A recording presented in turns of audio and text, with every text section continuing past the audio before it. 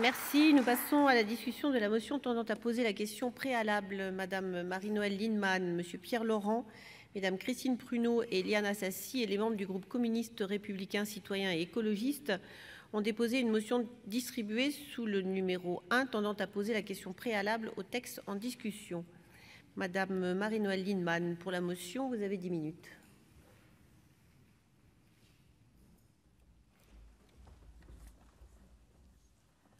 Madame la Présidente, Madame la Ministre, Monsieur le Président de la Commission et le rapporteur, mes chers collègues, il nous a demandé de ratifier le traité signé à Aix-la-Chapelle le 22 janvier dernier entre la chancelière allemande Angela Merkel et le président de la République française Emmanuel Macron. Ce traité est un mauvais traité, mauvais pour la France, mauvais pour l'Europe. Il est mauvais par ce qu'il contient, et il est aussi mauvais parce qu'il élude. Il consacre une vision de la défense européenne totalement intégrée à l'OTAN, et d'ailleurs conçue comme le renforcement de cette alliance atlantique. Et il mobilisera explicitement une contribution financière accrue pour, je cite, « combler ses lacunes capacitaires, renforçant ainsi l'Union européenne et l'Alliance nord-atlantique ». Nous sommes loin d'un projet de défense européenne autonome et de la vision française, alliée mais indépendante des États-Unis d'Amérique.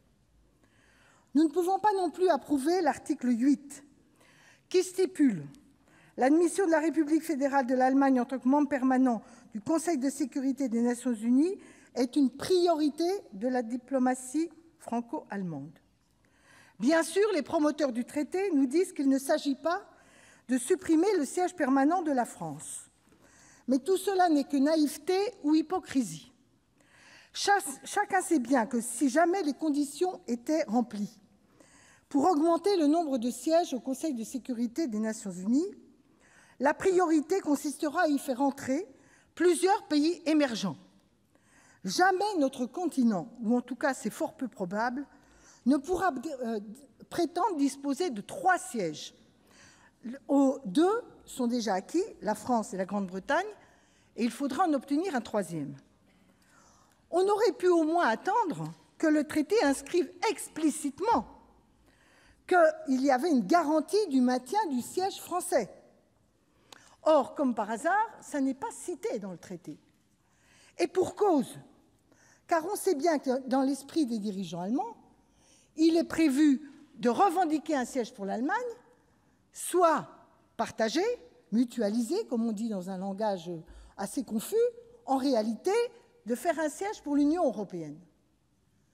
Et le fait qu'il n'y ait pas explicitement le maintien du siège de la France dans ce traité a un sens. Le silence n'est pas un hasard. Et il y a donc un risque. Nous vous demandons de ne pas prendre ce risque. La construction libérale de l'Union européenne, les conditions de la mise en œuvre de l'euro et de l'élargissement à l'Est ont très largement profité à l'Allemagne et ont contribué à l'affaiblissement de la France, à sa désindustrialisation, à la dégradation de la balance commerciale entre nos 2 pays. Et ce bilan n'est pas fait dans le traité. Certains bons esprits, même chez nous, font porter la charge au peuple français qui serait incapable d'ancrer la France dans la mondialisation. La réalité est tout autre. C'est la logique même du système instauré traité par traité qui, au sein de l'Union européenne, accroît les inégalités, ne fait que renforcer les dominants par rapport aux autres et fragilise les autres. En tout cas, elle percute notre modèle social et républicain en mettant à bas ce qui a fait longtemps notre force. On pourrait parler des services publics, mais aussi de l'articulation entre l'intervention publique et l'initiative privée, qui, quelque part, ont toujours fait le génie français. Non seulement le traité fait l'autruche devant ces logiques, qui met en concurrence les peuples, mais il ne propose rien de tangible pour y remédier. Rien de tangible sur les convergences sociales et l'harmonisation fiscale. Au passage, on notera ce petit chef-d'œuvre d'hypocrisie dans le texte, car dans le préambule, quand on évoque le terme de convergence sociale, elles sont ascendantes, mais le préambule n'a pas de valeur juridique. En revanche, dès qu'on est dans le texte, il y a harmonisation, convergence, mais elles ne sont plus ascendantes. Mais d'une certaine façon, c'est un peu Pas très grave, parce que la réalité, c'est qu'il n'y a que de vagues déclarations. Des déclarations surinées depuis des lustres, suintant de bonnes intentions, mais suintant aussi de la même impuissance à agir, et voire même justifiant des remises en cause graves. En tout cas, impuissance, faute de mesures concrètes et engageantes, et c'est vers cela qu'à nouveau, on nous propose de ratifier ce traité. Or, s'agissant de 2 pays développés, les plus riches de l'Union européenne, on pouvait quand même attendre des initiatives offensives pour améliorer notre modèle social, pour répondre à l'urgence sociale et économique. Il n'en est rien. Ce texte pétrifie à nouveau la politique européenne et économique désastreuse suivie depuis près de 15 ans. Rien sur la politique de relance, en particulier sur la nécessité du soutien au pouvoir d'achat et aux investissements publics.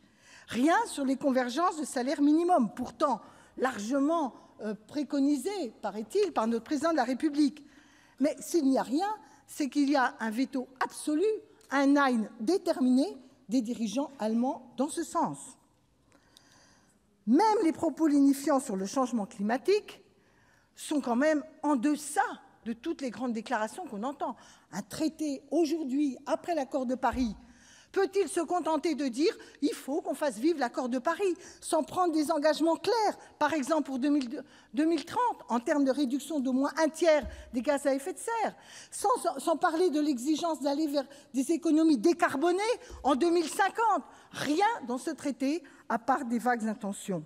Et là aussi, quelle force aurait un accord franco-allemand en train de dire 2050, énergie décarbonée, 2030, réduction massive des gaz à effet de serre. Alors, on peut répéter climat, climat, et quand il s'agit d'agir et de décider, ne rien faire. On peut aussi parler de l'Europe qui protège, pour finalement laisser se poursuivre les dérives actuelles. On aurait pu imaginer des coopérations renforcées dans tous ces domaines. Rien. Je le dis avec une extrême solennité.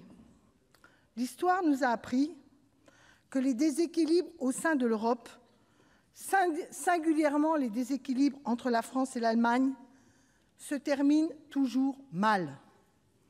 Comment ne pas mesurer que les vents mauvais qui soufflent sur notre continent sont porteurs de risques graves? Ils ne seront pas conjurés par une attitude complaisante ou en faisant croire qu'ont été élaborés des compromis qui n'en sont pas, car ils ne résolvent aucun des grands problèmes qui sont devant nous. Il serait injuste de faire porter aux seuls dirigeants allemands toutes les responsabilités. Nos propres dirigeants ont une large part dans cette affaire. En taisant les désaccords, en refusant de les mettre sur la table pour en débattre et nouer un nouveau contrat fondateur pour une profonde réorientation de la construction européenne et un rééquilibrage entre nos 2 pays, ils n'ont pas été et ne sont pas à la hauteur de leur tâche historique, ni pour l'Union européenne, ni pour la France. C'est au fond cet abandon qui se concrétise avec ce mauvais traité. Je vais terminer en parlant de la démocratie et du rôle législatif de notre Sénat, qui est de fait mis en cause par ce texte. Le préambule du traité fait référence au rôle essentiel de la coopération entre l'Assemblée nationale et le Bundestag dans le cadre de l'accord parlementaire du 22 janvier 2019. Il installe un travail législatif commun, en particulier la préparation de la transposition des directives, excluant de fait notre Haute Assemblée, qui, à la différence du Bundesrat, est une assemblée co-législative de plein champ. Et nous sommes en train de valider ce que Madame la ministre nous a dit. Vous êtes comme le Bundesrat, occupez-vous du territorial, et vous n'êtes pas associés, comme l'Assemblée nationale, au travail législatif de plein droit. Nous sommes en train de faire passer par la petite porte ce que le président de la République et une partie de la majorité de La République En Marche souhaitent pour notre Sénat, nous marginaliser hors du champ législatif. Rien que cette affaire-là, au-delà de tout ce que j'ai dit sur le fond, qui est encore plus important pour nos concitoyens, devrait vous faire accepter la question préalable que nous proposons aujourd'hui. Car, je le sais bien, on va nous dire que c'est pas grave, mais il est trop facile de ne pas regarder la réalité en face, de faire croire que tout ça est sans incidence réelle. Mais nous le savons bien, de renoncement en renoncement, d'occasion manquée en occasion manquée, un état de fait s'installe, se consolide, les déséquilibres s'accroissent, les peuples se détournent de l'Europe et de la démocratie.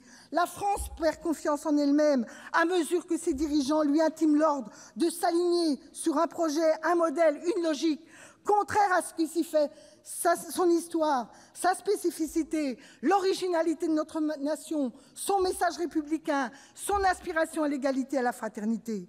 La France se désespère de voir ses élites répéter à l'envi la supériorité du modèle allemand. Il ne s'agit pas de contester à nos voisins et amis leur vision, leur conception, la défense de leurs intérêts. C'est légitime. Mais il s'agit de faire respecter, entendre et prendre en compte ceux de la France. Et pour le moins, nous n'avons pas le sentiment que tel est le cas aujourd'hui. Ce devrait être l'objet, 56 ans après le traité de l'Élysée, d'un nouveau pacte. Ce n'est pas ce qui nous est proposé avec celui d'Aix-la-Chapelle. En refusant de ratifier ce traité, nous pourrions envoyer un message clair. Oui à l'amitié franco-allemande, mais les relations franco-allemandes doivent prendre un cours nouveau. Tel n'est pas le cas. Ne laissons pas faire. Merci.